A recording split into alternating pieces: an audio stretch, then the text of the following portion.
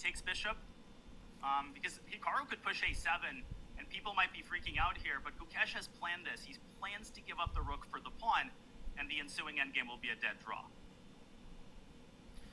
Yeah, we saw the players adjusting their score sheets there. That's probably because they've reached move 60. Didn't have the analysis or the board up in front of me just to confirm that that was indeed the case, but indeed it is, now that I've switched over.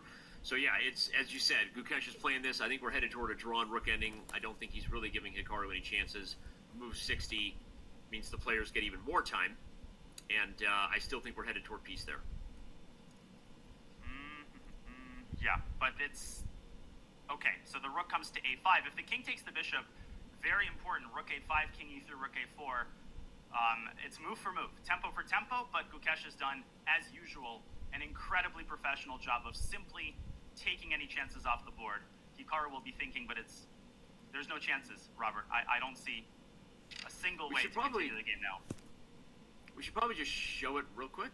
I mean, a7 is being threatened on the board, so just for everyone looking, if a7 is played by white instead of taking the bishop, the whole point is that you're threatening to give check and get a queen.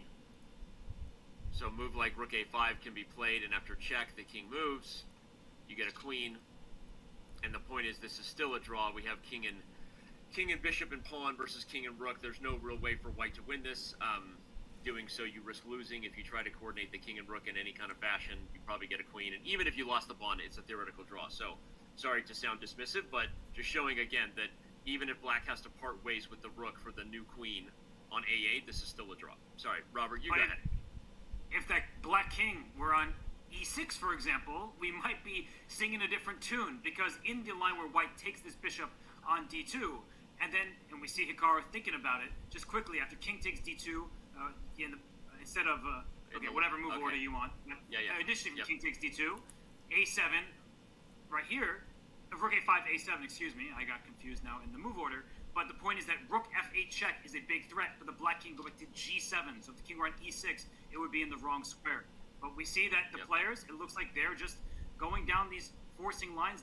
Danny, if you go back to the live board here, it seems like we're just a matter of time between Gukesh at minimum getting to a tiebreak. He moves the king forward. Hikaru is about to get a queen, which will quickly exit the board as Gukesh snaps her off.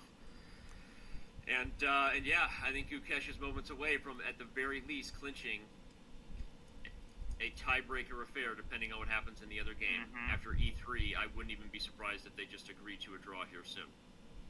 Yeah, and even without the pawn, it's a draw. But then Hikaru would make 50 moves. With the pawn on e3, Hikaru is likely to just give up his rook for the bishop. There will be bare kings on the board, and that is an indication of what this means to the players, how hard they fought. But ultimately, Gukesh, the professionalism, the composure, until the very last moments. You can move the bishop. It's essentially the same thing, Robert. That's it. What a game. And what a performance by Gukesh. All eyes now on the other board. And we see that the moves, they're trickling in, and Hikaru has just moved his rook along the fourth rank, it would seem. They're moving faster even than we can get on display. But it seems like the last pawn is gone, so Hikaru's given up his rook. He's given up his winning chances. The game is officially a draw. The handshake is in, and Gukesh officially, at minimum, goes to tiebreaks. But Danny, he may be our world championship challenger if Fabiano Caruana cannot find a win. And what a